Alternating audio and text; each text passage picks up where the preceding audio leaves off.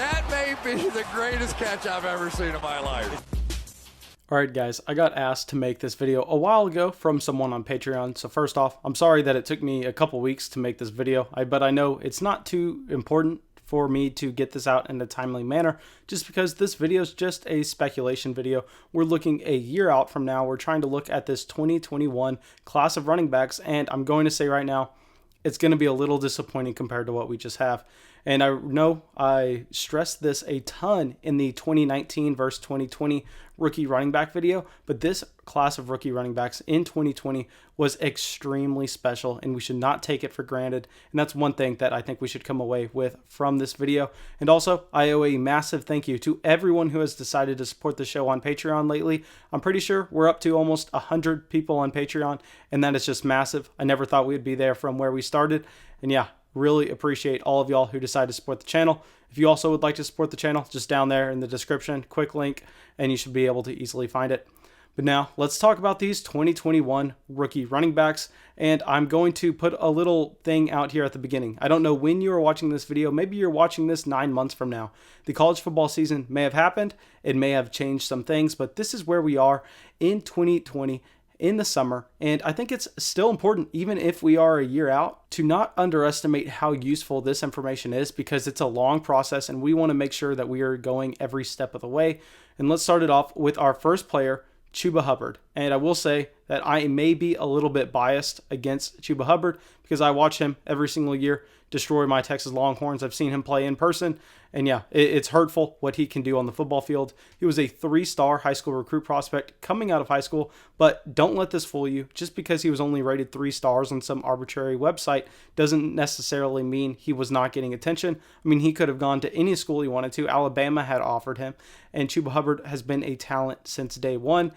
But the problem was he is just an extremely young running back.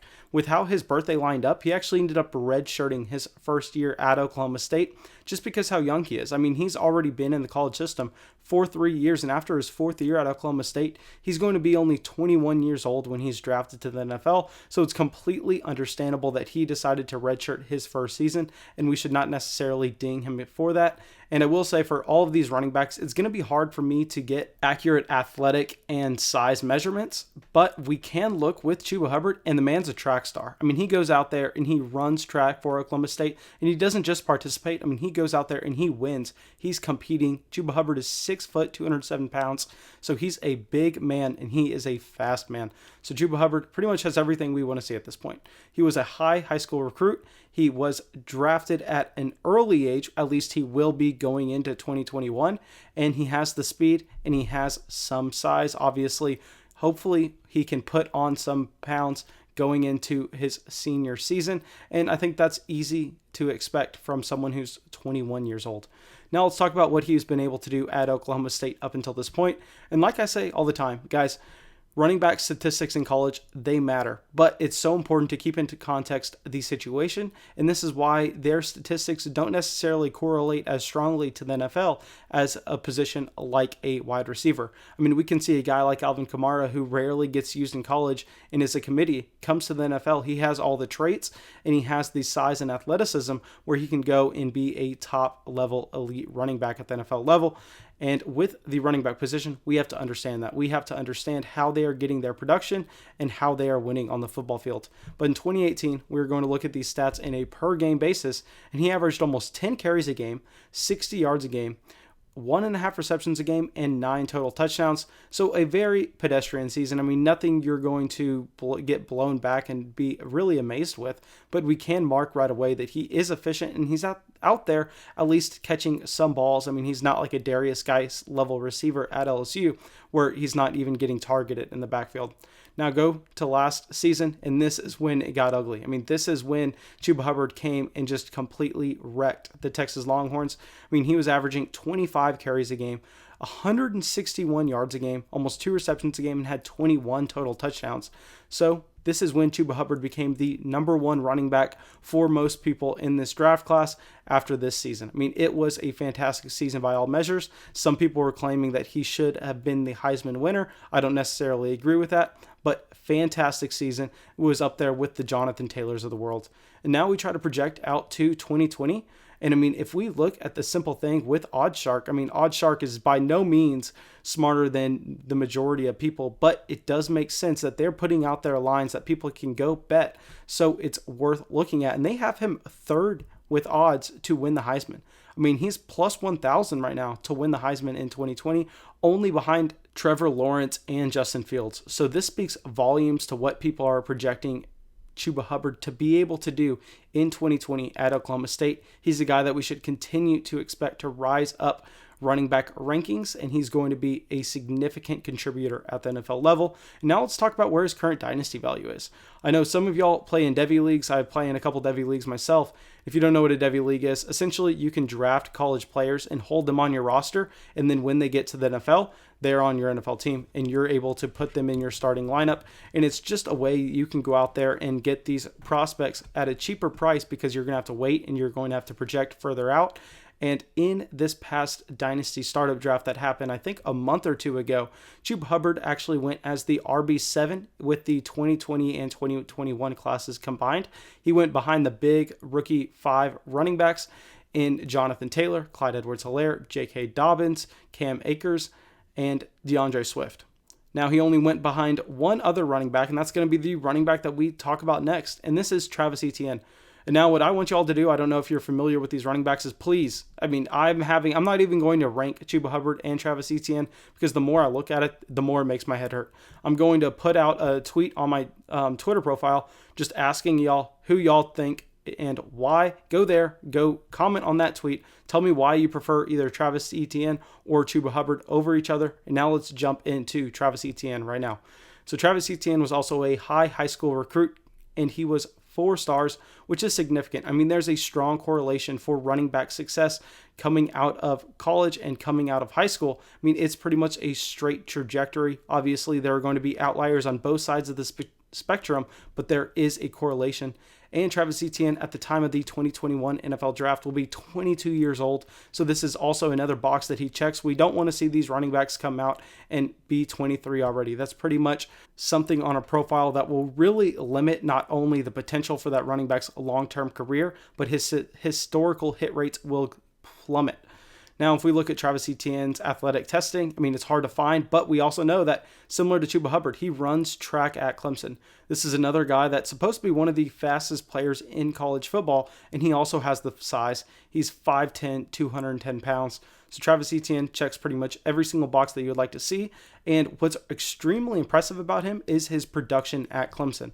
In 2017, he actually averaged over 8 carries a game, 60 yards a game, only half a reception, but 13 total touchdowns. Keep in mind, this is his true freshman season. He's doing this at 18 years old.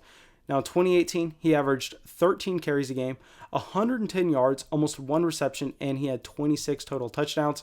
So this is when he really took the next step, and he's only 19 years old. And we have to acknowledge the fact that he plays in pretty much one of the college football's best offenses. So he's going to be running behind a great offensive line with college football's best quarterback. I mean, it's going to be easy for him to execute with that job, but we can't overlook the fact that he is able to do so. And in 2019, this is what I really like about the Travis Etienne profile. He doesn't really impress you any more than he did in his sophomore season when it comes to rushing the ball, but he goes out there and he averages 2.5 receptions a game. So you all know I say when we're evaluating these running backs for fantasy, what we want to see is we want to see athleticism, draft capital, receiving ability, and speed. Travis Etienne has it all, and in my most recent Devy Dynasty Startup Draft, he actually went as the RB6 in the combined classes of 2020 and 2021, and he went behind only the rookie running backs, which were the big 5 I listed earlier. And yeah, also when you go reply to that tweet, let me know what y'all are doing with Chuba Hubbard and Travis Etienne versus those big 5 running backs, because this is something I also have issues with evaluating. I mean, it's so hard to try to project these guys out to that NFL level. You don't know what their situations are going to be like. And are you willing to go out there and take them ahead of Cam Akers, DeAndre Swift, who we both saw just go in the second round of the 2020 NFL Draft? Now, let's get to our last player we're going to cover in this video, who's an extremely polarizing player. I've heard some people say they're completely out on him. I've heard some people say that he could be the best running back of the 2021 class, and this is Naja Harris. So Naja Harris, coming out of high school, was actually the #1 recruit in the country. I mean, this guy has all the pedigree in the world. He has the size. He's 6'2", 227 pounds. He's an above average athlete. But the problem with this Naja Harris profile is we had to see him come out this year. He's too old to stay for a 4th year at Alabama. He's going to be 23 years old when he's drafted. And now, I don't necessarily have the numbers in front of me, but Scott, y'all, pretty much all of y'all follow him on Twitter and listen to his podcast, Dynasty and Chill. I mean, he knows significantly more than I do, and I'll go out there and be the first one to say that. And he did a study on running back's age being drafted. And if you're drafted at 23 years old, it really limits your upside in Dynasty value, and really the historical hit rates are not good. So seeing Naja Harris go back to Alabama for a 4th year is a significant knock on his profile, but we can't ignore what he's been able to accomplish at Alabama so far. So in 2017, his true freshman season, he averaged 6 carries a game, 37 yards, half a reception, and 3 total touchdowns. Keep in mind, he's playing at Alabama. He's playing with some fantastic competition. I mean, Josh Jacobs is there. Damian Harris is there. It's going to be hard for Naja Harris to get on the field. 2018, 7.8 carries, 52 yards, 0.3 receptions, and 4 total touchdowns. Similar situation. I mean, he's efficient when he gets the ball, but he's playing in an offense that has a surplus of weapons, and it's going to be hard for him to get on the field. 2019, 16 carries, 94 yards, 2 receptions, and 20 total touchdowns. Keep in mind, these are all per game statistics. I mean, that's the best way to look at it. If you're looking at totals, it's going to skew the data, and it's not necessarily going to be consistent player to player. So with this Naja Harris profile, we see pretty much everything.